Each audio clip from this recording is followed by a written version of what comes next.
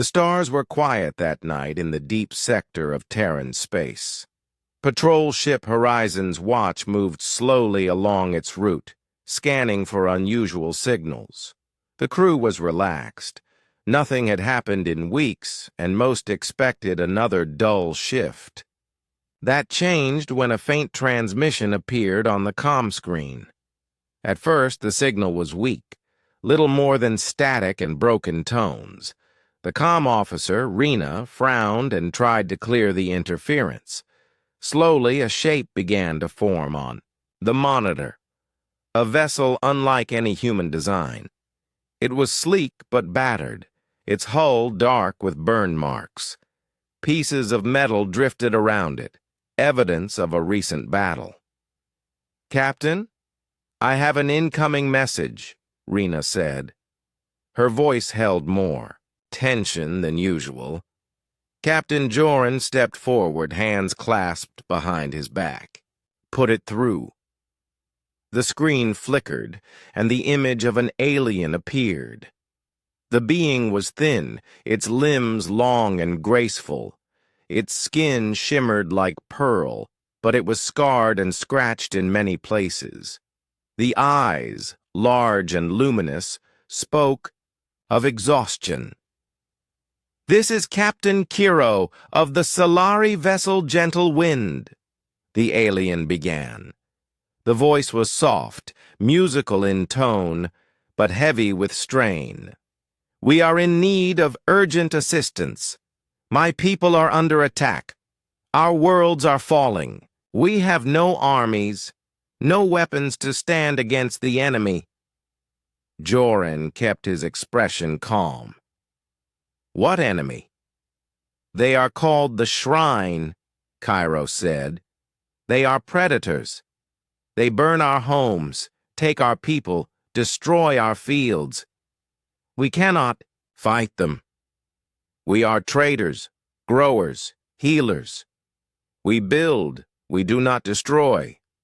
Please, send help. Send healers, send food, send protection before it is too late." Rena glanced at the captain, silently urging him to respond. The Gentle Wind was barely holding together. The scans showed massive hull breaches sealed only by emergency shields. Life support was failing. Medical reports indicated several injured on board. Joran gave the order to bring the alien vessel into docking range. As the ship slowly aligned, the human crew saw the scale of the damage up close. It was a miracle the Solari ship had made it this far. Once aboard the Horizon's watch, Kiro was taken to the med bay. Human doctors worked quickly to treat dehydration, wounds, and shock. Kiro watched them with wide eyes, as if he had never seen beings move with such speed and precision. Later, in the briefing room, Kiro explained everything. The Solari were a peaceful people, spread across several fertile worlds. Their society valued harmony and trade above all. They had never built warships, never trained soldiers. For centuries, this had not been a problem, until the Shrine came. The Shrine were not like other hostile species. They did not simply raid for resources and leave. They conquered, they hunted, they stripped planets bare and left nothing behind. The Solari worlds had been falling one by one, and Stellar Prime, their homeworld, would be next. "We thought the Council of Worlds would help," Kiro said. "They sent words. They sent sympathy, but they did not send ships. You come from a world of storms and beasts. You survived them. You understand danger. We have heard stories of humans. We believe you can save us." Joran leaned back in his chair. He had heard similar pleas before, but never one so raw. The Solari were not asking for conquest, not asking for revenge. They were asking for survival. Still, this was not his decision alone. The matter had to go to the Terran Assembly. The journey back to Earth's Central Station was tense. Cairo stayed mostly in the medbay, recovering strength, but he often walked to the observation deck. He watched the human crew, how they moved. With purpose, how they carried themselves as if ready for danger at any moment. He noticed their hands were scarred, their muscles strong even when at rest. To him, they looked like creatures carved by a wild and dangerous world. When they reached the assembly, Kiro stood before the Council of Human Leaders. His voice trembled at first, but grew stronger as he spoke of burning cities and crying children. He spoke of ancient gardens now reduced to ash. He spoke of the shrine's ships blotting out the sun. "We have no one else to turn to," Kiro said. "If you do not help us, my people will vanish." The assembly chamber was silent. The images Kiro had brought, holograms of destruction, hung in the air like ghosts. Some council members whispered to one another. Others studied Kiro with a mixture of pity and calculation. Finally, a voice rose from the far end of the table. "You ask for healers, for builders?" said Councillor Marin. "You will have them. But understand this. Humans do not go into danger without defending themselves. If we come ready to fight." Kiro hesitated, unsure what she meant. "We only wish to be safe. We wish for peace." "Peace," another counselor said, "is often bought with war. If we send our ships, the shrine will not just see us as guards. They will see us as enemies." Kiro's voice grew faint. "Then, they will come for you as well." The council members exchanged looks. For humans, this was not a threat. It was an opportunity. The shrine were dangerous, but humans had faced worse. They came from a planet that tried to kill them every day with storms, droughts, predators, and disease. They were survivors. They were, as many alien records quietly called them, Deathworlders. After hours of debate, the decision was made. The Terran Assembly would answer the Solari's call, not just with food and medicine, but with warships and soldiers. When Kiro was told, he bowed his head in relief. "Thank you. My people will not forget this kindness." The human commander who delivered the news simply nodded. "We will leave within the week. Tell your people to prepare."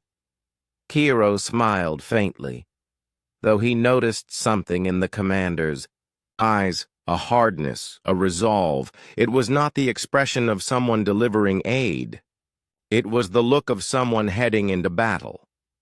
As Kiro returned to his quarters on the Horizon's watch, he tried to imagine human soldiers walking the streets of Stellar Prime. He pictured them building walls, standing guard, watching the skies.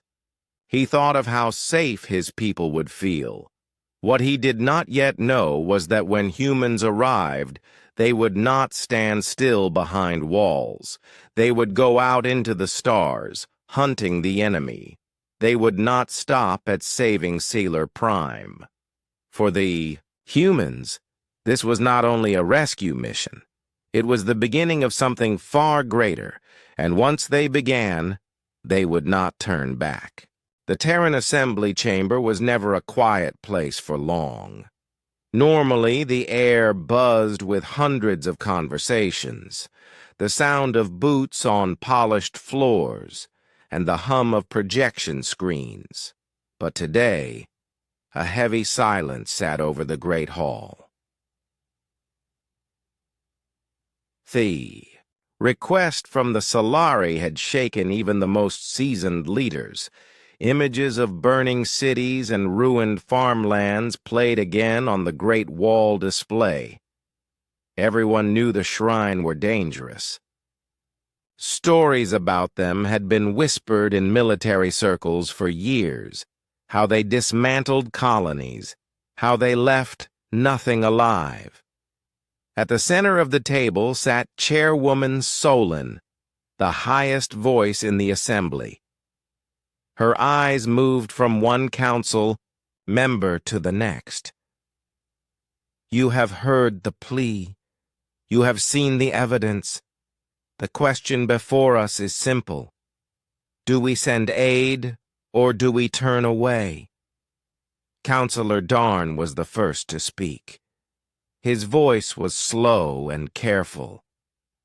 Humanity has its own challenges. The expansion into the Outer Rim is costly. Our fleets are stretched thin. We are not in a position to fight a war that is not ours. Across the table, Councillor Marin leaned forward. If the Shrine take the Solari systems, they will not stop. We have colonies in nearby sectors. It will only be a matter of time before they come for us. We have a chance to meet them now, before they grow stronger. The debate began to swell. Some wanted to send only medical teams and supply ships, arguing that open battle would risk too many lives. Others argued that without armed protection, any aid sent would be destroyed before it reached the Solari. In the gallery above, military advisors waited for their turn to speak. Captain Joran stood among them, arms folded, listening. He knew the Solari's plea had touched the public. Already, broadcasts across human worlds showed Kiro's words. Many citizens wanted to help, but Joran also knew that when humans committed to help, they did not go halfway. Finally, the chairwoman raised her hand for silence. "We will hear from the Fleet Command," she said. Admiral Vec, a tall man with silver hair and a voice like gravel, stepped forward. "The Shrine are a predator force. They do not negotiate. They do not take prisoners. If we send aid without a military escort, we will lose both. If we send a fleet, we have a chance not only to protect the Solari, but to push the Shrine back. I will not lie. This will be a dangerous mission, but it is one we can win." Councillor Darn shook his head. "And if we do win, what then? Do we stay and guard their worlds forever? Do we drain our resources for a people who cannot defend themselves?" Marin answered before the Admiral could. "Or do we let the Shrine grow so bold that they come knocking on our own door? I would rather fight them on Sailor Prime than on Earth." The room filled with murmurs. Some nodded in agreement, others frowned. Chairwoman Solon looked around the table. "Then we vote." The vote was quick. By a clear majority, the decision was made. The Terran Assembly would send not just aid, but warships, soldiers, and all necessary support. The mission would be led by Admiral Vec, with Captain Joran's Horizons Watch serving as one of the advance ships. News of the decision spread across human space in hours. On industrial worlds, shipyards worked through the night, loading weapons and supplies. On training stations, soldiers prepared for deployment, checking gear and practicing drills. On the Horizons Watch, Captain Joran met with his officers. The room was small, but the air was filled with the energy of a mission about to begin. "We leave in 5 days," Joran said. "Our orders are clear. We will escort the first convoy to Sailor Prime, secure landing zones, and prepare defenses. Once the main fleet arrives, we will expand operations to surrounding systems. The Shrine will not get a chance to strike first." His second officer, Dane, raised an eyebrow. The Solari think we are coming to build shelters and treat the wounded. Do they know we plan to take the fight to the shrine? They will know soon enough, Joran replied. We are not just saving them. We are making sure the shrine cannot threaten anyone else again. In the med bay, Kiro heard the news with a mix of relief and confusion. You are sending fleets? Soldiers? He asked one of the human medics. Yes, the medic said simply. When humans protect someone, we make sure the threat is gone. Kiro smiled faintly. You are strong people. I can see why your world made you this way. He did not ask what would happen to the shrine. He did not think about what it might mean for humans to enter Solari space in force. At that moment, all that mattered was that help was coming. Across human space, the mission became a rallying cry. News anchors spoke of courage and unity. Recruitment offices saw new volunteers. For many, the Solari's plight was a reminder of humanity's own history. How their ancestors had faced storms, predators, and famine, and survived through strength and will.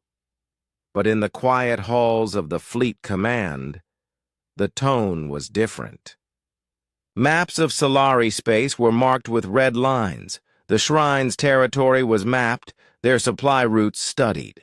The plan was not only to defend Stellar Prime, but to strike deep into enemy space, to cut out the threat at its heart. On the eve of departure, the fleet assembled at Station Aegis, a massive orbital hub that glittered against the dark. Warships hung in formation, their hulls shining under the station's lights. Cargo ships floated nearby, heavy with supplies and vehicles. Kiro stood at one of the station's viewing platforms, staring at the gathered force. He had never seen so many warships in one place. Sleek frigates, broad destroyers, and carriers, large enough to hold entire battalions. The sight filled him with awe and a small thread of fear. Captain Joran joined him at the railing. You have never seen a human fleet before, have you? No, Kiro admitted. I thought you might. Send a few ships, maybe a dozen. This is an armada. Joran's eyes followed the line of ships. When humans commit, we commit completely.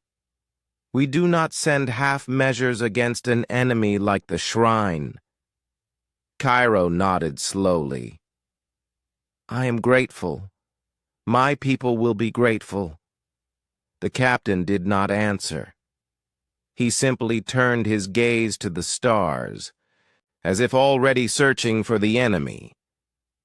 As the countdown to departure began, engines roared to life. The fleet would leave at first light, by station time.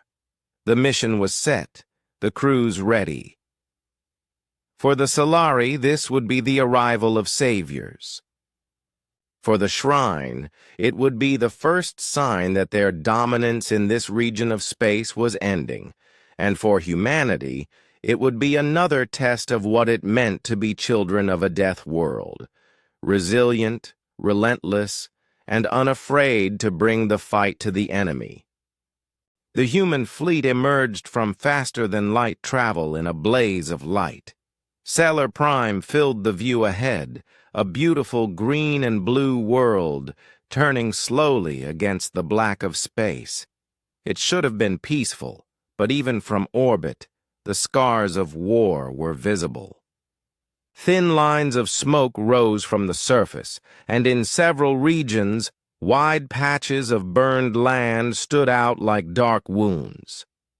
Captain Joran stood on the bridge of the Horizon's watch, watching the planet grow larger on the main display. His officers worked quietly around him, scanning for threats. Status? Joran asked. Local space is clear, reported Dane, the second officer. No sign of shrine ships.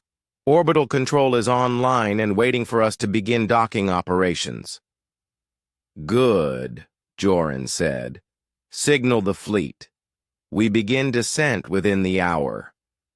Down below, in the capital city of Seller Prime, the arrival of the human fleet sent ripples through the streets. For days, the Solari had prepared for their guests, clearing landing zones, making space in public buildings for incoming medical teams, and setting up quarters for human soldiers. Still, when the first dark shapes of human warships began entering the atmosphere, many Solari stopped in place to watch. The ships were nothing like Solari vessels. They were angular, armored, built for war. Even the transport craft had thick plating and mounted weapons. As the ships passed overhead, the deep hum of their engines vibrated through the ground. Kiro was among the Solari delegation waiting at the main landing platform. He wore formal robes, though they were a little worn from his recent travels. He felt both relief and nervousness. Relief, because help had finally arrived. Nervousness, because the humans did not look like healers or builders. The first human craft landed with a loud hiss of venting air. The ramp lowered, and a column of soldiers emerged. They wore full combat armor, their faces hidden behind visors, rifles slung across their chests. They moved with the same precision Kiro had seen on the Horizon's watch, scanning every direction as they took up guard positions. A few Solari children standing behind the crowd pointed at the humans in awe. Some adults, however, stepped back, uneasy at the sight of so many weapons. Captain Joran descended the ramp, his helmet tucked under one arm. Kiro stepped forward to greet him. "Welcome to Seller Prime," Kiro said, bowing slightly. "We are grateful for your arrival." Joran nodded. "We will do what we came here to do. The landing teams will begin unloading supplies. The defense teams will start securing the perimeter. Your leaders should meet us within the hour to discuss strategy." Kiro hesitated. "Strategy? I thought your purpose was to defend the city." "To defend it," Joran said. "We must prepare for what is coming. That means more than standing guard." Over the next 2 hours, the Solari watched as the humans transformed the landing zone. Soldiers unloaded crates of equipment, not only medical kits and food, but also heavy weapons, portable shields, and armored vehicles. Engineers set up field command posts, linking them to orbital satellites for real-time tracking of any incoming threats. On the city walls, structures that had been mostly symbolic before, the humans began installing energy turrets. Solari guards, unused to such weapons, stepped aside to let the human crews work. By evening, several human patrols were already moving through the streets. They checked alleys, rooftops, and nearby roads, mapping every path in and out of the city. Their presence was impossible to ignore. In the grand meeting hall, the Solari Council gathered with the human command team. Maps of Seller Prime were spread across a large table. Admiral Vex spoke first. "Our scans show that Shrine forces have been operating within 200 kilometers of this city," Vex said. "They are gathering in small groups, likely scouts or raiding parties. We expect a larger force will arrive soon. When they do, we will be ready." One Solari counselor, a soft-spoken elder named Liren, frowned. "You speak of battle as if it is certain." Can there be no negotiation? Vex shook his head. The Shrine do not negotiate. They do not honor treaties. If they come here, it will be to destroy this city. That is why we are here first. Another counselor spoke, his voice uneasy. We are not used to war. The sight of soldiers in our streets frightens many of our people, Captain Joran answered calmly. They should not be afraid of us. They should be afraid of what will come if we are not here. The Shrine will bring worse than fear. The council exchanged quiet glances. They had asked for help, but they had not imagined it would look like this. Outside, the city's mood was mixed. Some Solari felt safer with the humans present. Others worried that the humans might provoke the Shrine by being so aggressive in their preparations. Kiro walked through the streets at sunset, watching the new patrols. Human soldiers moved with steady, deliberate steps, their armor catching the last golden light of the day. They were polite to the locals, but always alert. Kiro could see the way their eyes moved, scanning shadows, noting movement, always expecting trouble. When night fell, the humans activated perimeter lights and drones that hovered silently above the city. The Solari had never seen such technology used in a civilian area. To them, it felt as if the city had become a fortress overnight. In the command post, Joran reviewed the latest reports. Sensors showed faint energy signatures in the nearby hills, possibly Shrine scouts testing the humans. Response. Joran ordered 2 recon teams to investigate at first light. He knew the Solari hoped the Shrine might stay away now that the humans had arrived. But he had fought enemies like this before. Predators did not retreat because someone stood in their way. They tested, they watched, and when they struck hard. As the city slept under the glow of human floodlights, the fleet in orbit remained on high alert. Every ship's scanners were active, every crew ready for the alarm. Kiro, lying in his guest quarters, tried to sleep but found it difficult. He could hear the faint hum of drones outside the window, the occasional footsteps of human patrols passing below. This was not the quiet peace he had once known, but it was safety of another kind. Safety that came from strength. In the hills beyond the city, a small group of Shrine scouts watched the glowing city from a distance. Through their lenses, they saw the new defenses, the strange armored figures on the walls, the war machines lined along the streets. One of the scouts hissed softly to the others. These were not like the prey they were used to hunting. These new arrivals looked like predators themselves. The Shrine leader turned away from the city and began to transmit a message. Far away, in the darkness of space, the signal would reach the main fleet. The humans had arrived. The morning began with a pale orange light spilling over the hills.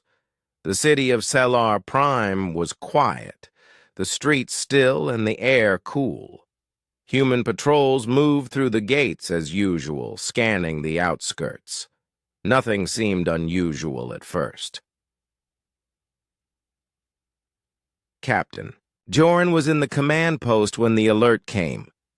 Unidentified contacts on the western approach, the sensor officer reported. Multiple fast-moving signatures. They just appeared over the ridgeline. Joran leaned over the display. Red. Icons spread across the map, moving quickly toward the city. Sound the alarm, Joran ordered. All defensive positions to ready status.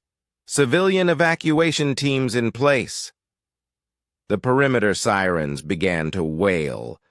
Across the city, human soldiers took positions on the walls and behind barricades.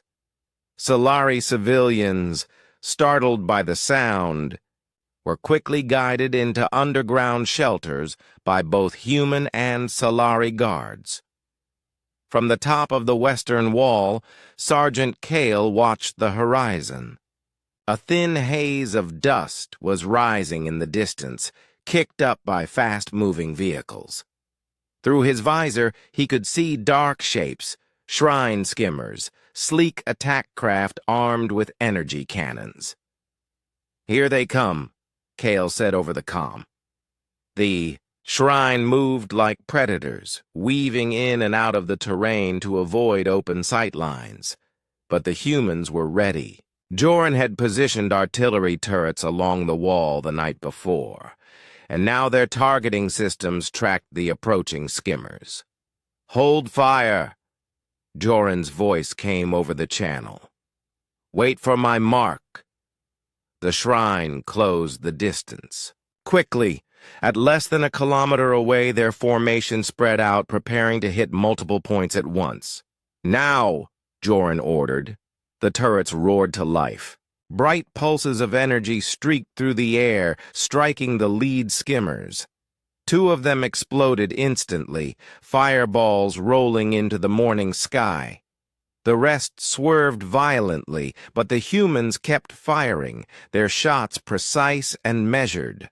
The shrine returned fire, their cannons sending streams of plasma toward the walls. Shields flared as the blasts struck, rippling with blue light. Behind the cover, human rifle teams returned fire, picking off exposed gunners on the enemy craft. From the shelter entrance, Kiro watched in shock. He had never seen a battle like this. The speed, the noise, the sheer power of the weapons. It was unlike anything the Solari had ever used. Yet the humans moved as if they had done this 100 times before, their voices calm over the comms, their movements coordinated. On the ground outside the wall, the shrine deployed infantry. Dozens of tall, armored figures leapt from the skimmers, moving fast and low. They carried curved weapons that glowed faintly at the tips. Joran switched tactics immediately. "Ground teams, engage! Do not let them reach the gates." Armored, human soldiers surged out of side gates and hidden doors, flanking the incoming shrine. The clash was fierce. The shrine fought with sharp, slashing movements, trying to break through by sheer aggression.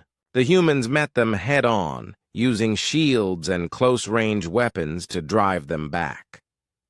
Sergeant Kale's squad caught one group in crossfire, cutting them down before they could close the distance. Another team used drones to harass and disorient the shrine, forcing them into open ground where the artillery could finish them. Despite their numbers, the shrine began to falter. They were not used to an enemy that fought harder the closer the battle became. The humans pressed forward, step by step, pushing them away from the walls. Joran watched the field from the command post, eyes moving between multiple displays. "Western, flank, press your advantage. Northern Watch, prepare for secondary contact. Shrine rarely attack from only one direction." He was right. Within minutes, new signatures appeared to the north. Smaller skimmers trying to slip in while the main fight drew attention. But the humans had anticipated this. Hidden gun emplacements in the northern district lit up, cutting the raiders down before they reached the outer streets. By the second hour of battle, the shrine force was breaking apart. Several skimmers tried to retreat, only to be chased by human interceptor craft that had launched from orbit. The sound of their engines faded into the distance as the last shrine survivors fled into the hills. When the final shots faded, The city stood unharmed. The walls were intact. The shields still strong. Not a single civilian shelter had been breached. On the battlefield, human medics moved quickly, checking both their own soldiers and a few captured Shrine for injuries. Prisoners were rare. The Shrine preferred to fight to the end. But a small group had been stunned and taken alive for questioning. Kiro emerged from the shelter with several council members. He walked slowly across the landing zone where the humans were regrouping, his eyes wide. "You drove them away," Kiro said to Joran. "I did not think such a thing was possible."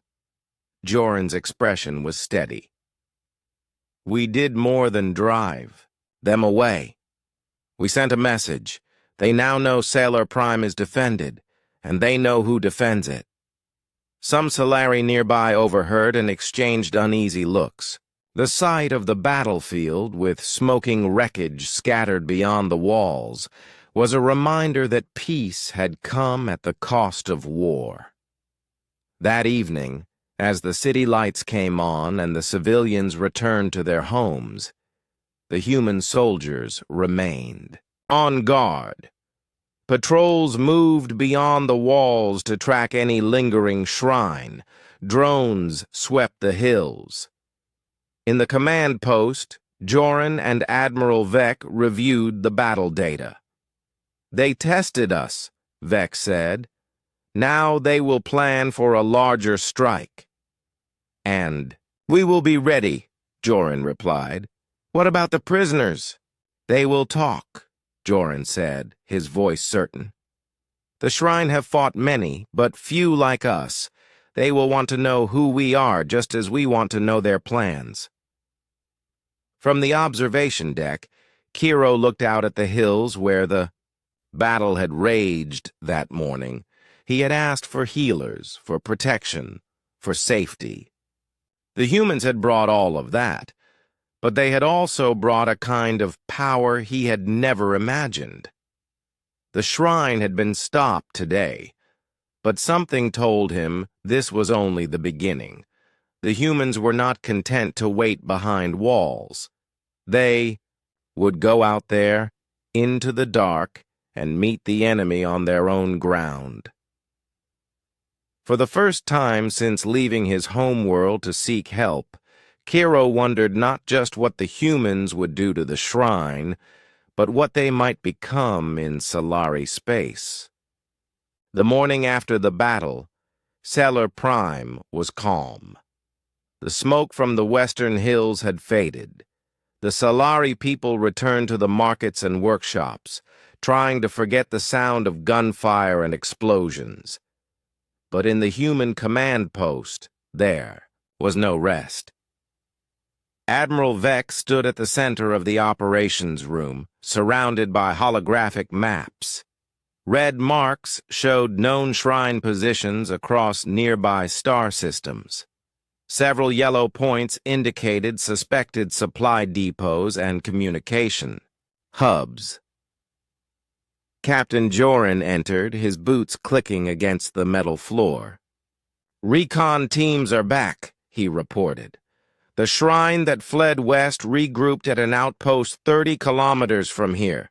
It is small, but heavily armed." Vec studied the map. "If we strike now, we can take it before they reinforce. We need to keep pressure on them." Kiro, who had been invited to observe, frowned. "You mean to leave the city? The Shrine might attack again while you are gone." Joran shook his head. "We will leave a strong defense force here. The Shrine will think twice before returning. So soon. But if we let them rebuild, they will be back in greater numbers. The safest path is to remove their bases before they can use them." Within hours, human strike teams were boarding transport craft. Their armor was freshly cleaned, weapons checked twice. The Solari who watched them depart whispered to one another. They had asked for defenders. Yet these humans seemed determined to hunt the enemy. The first target was the outpost in the western hills. The approach was fast and low, the transports weaving between ridges to avoid detection. At Joran's signal, the lead craft broke upward, and the soldiers rappelled down near the shrine perimeter. The shrine guards barely had time to raise their weapons before the humans were inside the walls. The fight was short and brutal. Grenades cleared fortified positions, drones cut off escape routes, and precision fire took down the enemy commander. When it was over, the outpost was silent, except for the hum of human equipment as engineers swept in to recover anything useful. Supplies, weapons, and communication devices were loaded onto transports. What could not be carried was destroyed so it could never be used again. News of the victory reached Stellar Prime within the day. Many Solari celebrated, believing the danger had been pushed farther away, but others were uneasy. Counselor Lirin voiced his concern during a meeting with Vec and Joran. "You are leaving the city often now," Lirin said. "You are moving farther into space that is not yours. What happens if you cross into Shrine home territory? Will this not provoke them to bring all their forces against us?" Vec answered without hesitation. "They are already our enemy. The only difference is whether we wait for them to strike or we strike first." Over the next 2 weeks, the human campaign expanded. Recon drones mapped shrine movements across 3 nearby systems. Human fleets moved quickly, striking isolated garrisons and supply ships. Each time, they left nothing for the shrine to rebuild with. Kiro traveled with Joran on one such mission, hoping to understand the humans better. They boarded a captured shrine freighter that had been transporting weapons. Inside, the air smelled of burnt metal, and the walls were scarred from gunfire. "You do not just defeat them," Cairo observed quietly. "You erase them from a place completely." Joran did not slow his step. "If we leave them even a small foothold, they will use it to return. This is the only way to make sure the war ends." In orbit around a captured moon base, the human fleet gathered for resupply. Soldiers rested in small groups, eating and checking their gear. Engineers worked on captured technology, trying to adapt it for human use. Every victory brought new tools for the next battle. Yet as the humans pushed farther, the resistance grew stronger. Shrine ships began appearing in larger numbers, forcing full fleet engagements instead of quick raids. In one battle above the ice world of Ventralis, human destroyers clashed with a shrine squadron for nearly an hour before driving them off. Back on Sealer Prime, the Solari Council received reports of each engagement. While they admired the human skill, some counselors began to worry about the long-term cost. The humans were not only defending Sealer Prime, they were shaping the balance of power in the region. In the streets, the Solari spoke of the humans, with a mix of respect and caution. Children followed human patrols, fascinated by their armor and equipment. Merchants traded with them, learning new words in the human language. But there was also quiet talk about what would happen when the shrine were gone. Would the humans leave, or would they stay as rulers? One evening, Kiro stood with Joran on the city walls, watching the lights of a human shuttle depart for another raid. "When I came to your world, I asked for help to save my people," Kiro said. "I thought you would defend us until the danger passed. But now I see you do not wait for danger to pass. You go out to meet it." Joran looked out over the hills. Your people live in peace because others fight for them. We come from a place where no one fights for you but yourself. On our world, if you want safety, you take it with your own hands." Kiro nodded slowly. He could see the truth in Joran's words, but it still unsettled him. By the end of the month, the human expansion had reached the edge of what the Solari considered their space. Fleet Command began planning deeper strikes into shrine-controlled systems. Vec addressed the officers in the main war room. "The Shrine are losing ground," Vec said.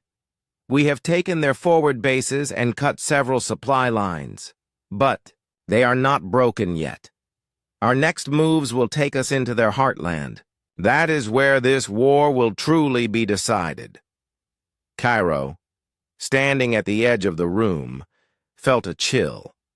The humans spoke of the next stage with determination, almost with eagerness. It was as if the war was no longer a burden to them. It was a challenge they intended to master. Outside, the fleet's warships gleamed in the sun as they prepared for another departure. The Solari people watched them rise into the sky, vanishing into the stars. They had asked for protection. They had received something far more powerful. And as the humans pressed farther into enemy territory, the galaxy itself began to take notice.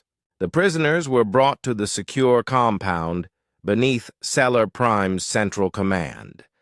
Among them was a shrine commander, a tall figure with chitin-like armor that gleamed even in the dim light. He was called Vreshan by his people. His capture during the human strikes in the Ventralis system had shaken the shrine forces. Kiro watched as Vreshan was led into the interrogation room. The humans had restrained him, but otherwise treated him with calm precision. He did not struggle, only stared at his captors with sharp, calculating eyes. Captain Joran entered with 2 human officers. Kiro followed, curiosity written across his face. "Commander Vreshan," Joran began, his voice steady, "you have seen our forces. You have faced our soldiers and our ships. You know what happens when you resist." Vreshan's eyes flicked toward Kiro before returning to Joran. "I know," he said, his voice like gravel, "and I know that your kind does not fight like the others." Joran raised an eyebrow. "Explain." Vreshan leaned forward slightly. "The Shrine rely on overwhelming numbers and fear. We break worlds with terror. But you fight with strategy, patience, and purpose. You adapt to the enemy, you learn from every encounter, and you do not hesitate to destroy what stands in your way." Kiro swallowed hard. He had heard stories of human war, but seeing it in action, and now hearing it from the enemy himself, brought a weight he had not expected. "What will you do with me?" Vreshan asked. His voice held no fear, only curiosity. "We need information," Joran replied. "Your forces, your bases, your plans, anything that helps us end this conflict faster." Vreshan laughed softly, a sound that made the room colder. "You think you can end this war? You are young in the galaxy, yet you move like gods across it. You are dangerous not because of your ships or weapons, but because of what you are." Joran leaned back, studying him. "What do you mean?" "You do not wait for the enemy to act. You strike first, and you strike with all you have. You do not fear losses, and you do not value retreat. You are a storm that comes to any world, and all who face you are swept aside. Kiro felt a chill at Vreshan's words.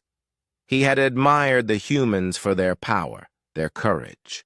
But hearing them described this way made him realize how much danger they could bring, not only to the shrine, but to anyone in their path. And yet, Vreshan continued, you do not destroy without reason. You take what you need, but you leave the world intact. You fight with precision, intelligence, and control. That is what makes you different from the others. Joran spoke calmly. We fight to protect. We fight to survive. And we fight to end threats before they can destroy others.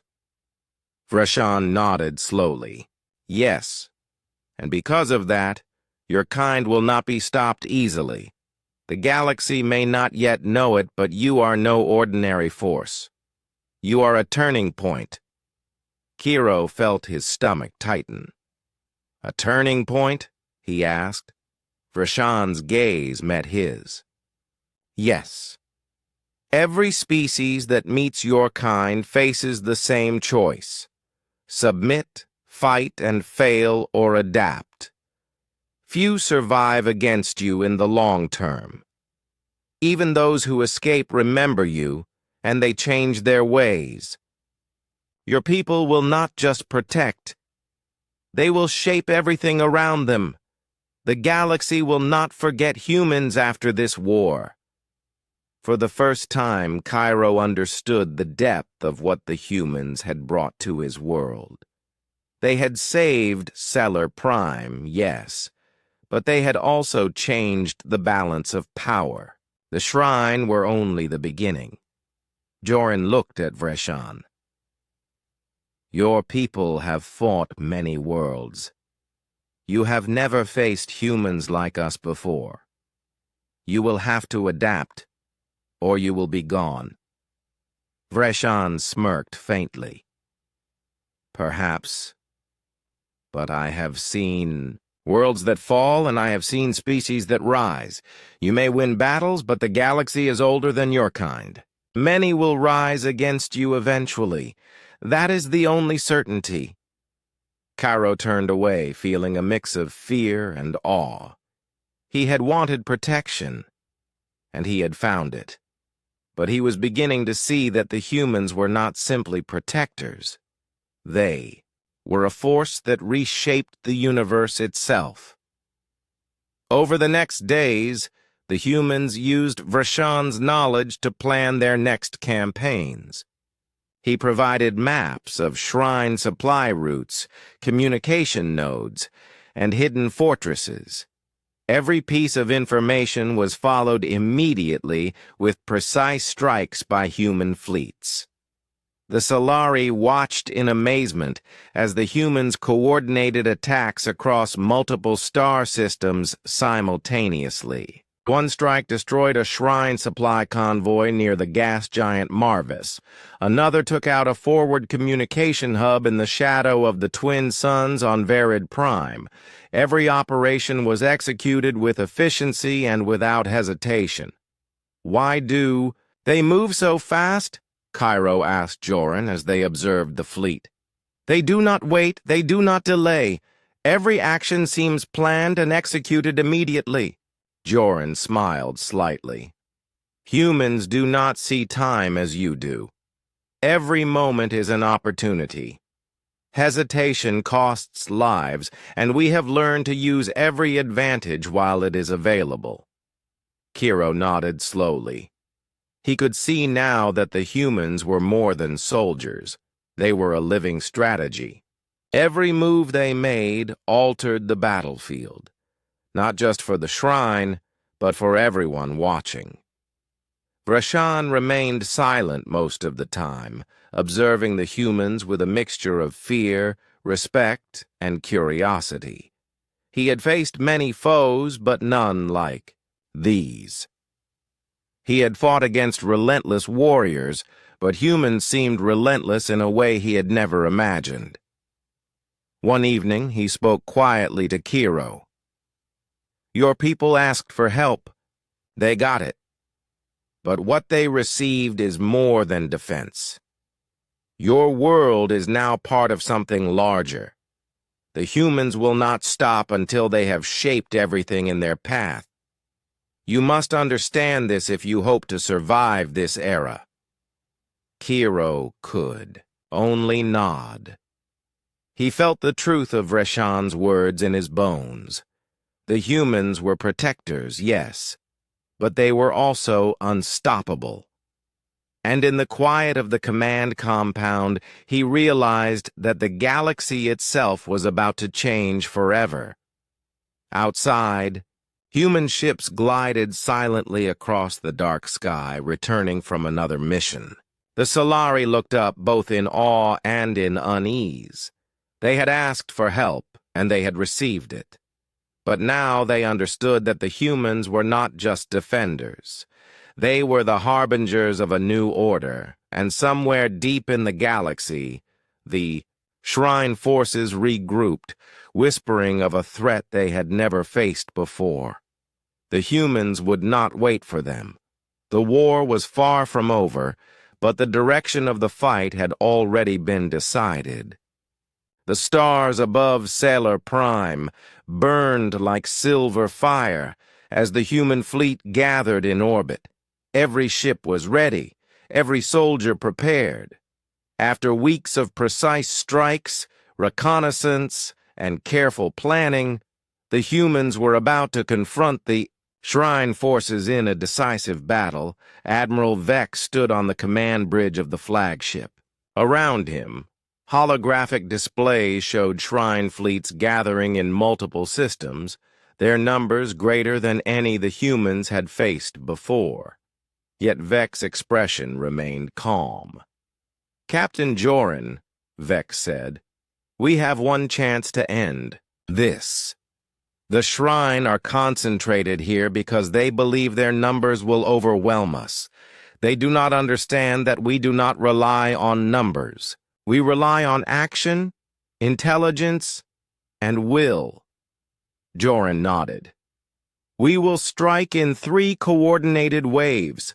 The first will draw their attention, the second will disable their supply and communication lines, and the third will target their command ships. By the time they realize it will be too late." Kiro stood beside them, watching the preparations. He felt a mixture of awe and anxiety. The humans were methodical, disciplined, and unstoppable in their precision. He had learned much about them from Vreshan, the captured Shrine commander. The humans were not just defenders. They were a force that could change the galaxy. As the first wave launched, streaks of light tore through space. Human fighters darted between the enemy ships, striking quickly and retreating just as fast. Explosions lit the void, and the Shrine responded with ferocity. But the humans moved in perfect coordination. From the bridge, Vec observed every engagement. "Keep pressure on their outer units," he commanded. "Do not allow them to regroup." The second wave struck Shrine supply lines. Transport convoys exploded under precision fire, fuel depots detonated, and communication arrays were destroyed. The Shrine forces became disorganized. Messages failed to reach their commanders. Confusion spread across the battlefield. In the midst of the chaos, Joran led the third wave toward the Shrine command ships.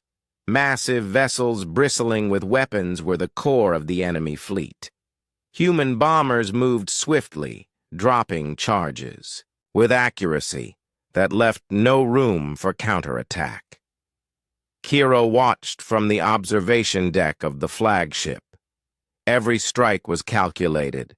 Every movement was deliberate. The humans did not panic, did not hesitate, and did not waste effort. It was unlike anything he had ever seen. Even Vreshan, watching from his cell aboard the flagship, remained silent. He had underestimated the humans, and now he saw the truth. They were beyond any force he had faced. The battle continued for hours. The shrine fought with desperation, but they could not match the humans' strategy and precision. One by one, their ships fell, their supply lines were cut, and their command structures crumbled. Finally, the largest shrine vessel, the flagship of their fleet, drifted among the wreckage. It had sustained heavy damage, and its shields were failing. Vec watched closely. "This is the moment," he said. "Strike now and end the fight." Human bombers moved in, their weapons targeting critical points. Explosions tore through the shrine flagship, and it slowly disintegrated in the vacuum of space. The remaining enemy vessels, without command or guidance, scattered and fled into distant systems. A cheer rose from the human crew. The Solari, observing through communications and sensors, could hardly believe what they had seen. The humans had done more than defend Stellar Prime. They had destroyed a fleet far greater than themselves through skill, planning, and determination. Cairo felt a mixture of relief and amazement.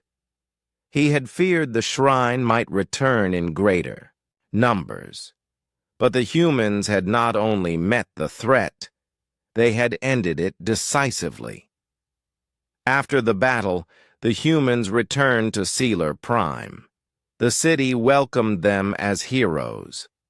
Solari children waved, merchants offered food and supplies, and elders whispered prayers of thanks. Yet for the humans, there was no celebration. They were already planning, already preparing for the next steps to secure the region.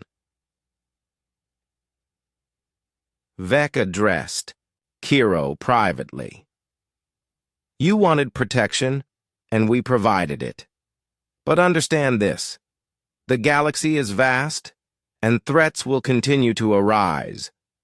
The humans will not stop. They will act wherever danger exists, because that is what our kind does." Kiro nodded. He now understood the full meaning of human strength. It was not only physical power, but intelligence, adaptability, and will. The humans did not wait for opportunity. They created it. Vreshan, still a prisoner, had grown quiet. He no longer mocked or warned. He only observed. Kiro wondered what thoughts ran through his mind.